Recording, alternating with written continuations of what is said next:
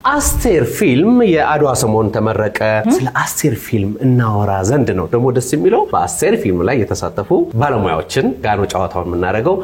ፊልም ጋር አንድ ችግር ቢፈጠር ትልቅ ነገር የሚመጣው እኔ ላይ ነው መላው ኃላፊነቱ ቴክኒካሊ በዚህ ፊልም ላይ እኔ ጋር ስለሆነ እንቅልፍ ለመተኛት ለማረፍም አስቸጋሪ ነው የፊልሙ አንዱ ችግር እንዳለው ከተነሳ በኋላ ለራሽ ፕሪንት ይሄዳል ቪዲዮ ከዛ በኋላ ቪዲዮ አዳፕተር ያላቸው ካሜራዎች መጥተዋል በዛን ጊዜ ግን እስኪመጣ ድረስ ይነሳ አይነሳ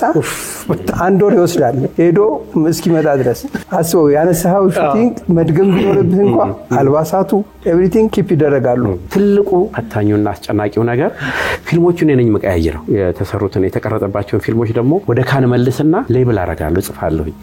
ምን እንደተነሳበት እዛ ፊልም ላይ ያ ፊልም እንግዲህ ለንደን ከሄደ በኋላ ነው ውጤቱ የሚታየው እና ምናልባት በስህተት ወይም ደግሞ በጨዋታ መዘናጋት እጄን በደንብ ሳላስገባ ወይም ደግሞ ዚፑን በደንብ ሳልዘጋ ብርሃን ከገባ ፊልሙ ይቃጠላል ሂሩት አባቷ ማን ነው ከክሩ ጀርባ ያሉት በሙሉ የውጭ ዜጎች ናቸው ብዙ ሰዎችን የሚያስደምመው ምንድነው በዚያን ጊዜ የአክቲንግ ትምህርት ቤት ሳይኖር የፊልም ብልሽታ በሌለበት ጊዜ ኢትዮጵያውያን ያላቸውን ታለንት ለዓለም በተለይ ለአፍሪካ ያሳዩበት ሁኔታ ነው ታየው ከዛስ በኋላ ወደ ባለቀለሙ ስንመጣ ጉማ የሚል ፊልም ነው አስቴር ስንተኛ ደረጃ ይዛል ማለት ነው ምናልባት ሶስተኛ ደረጃ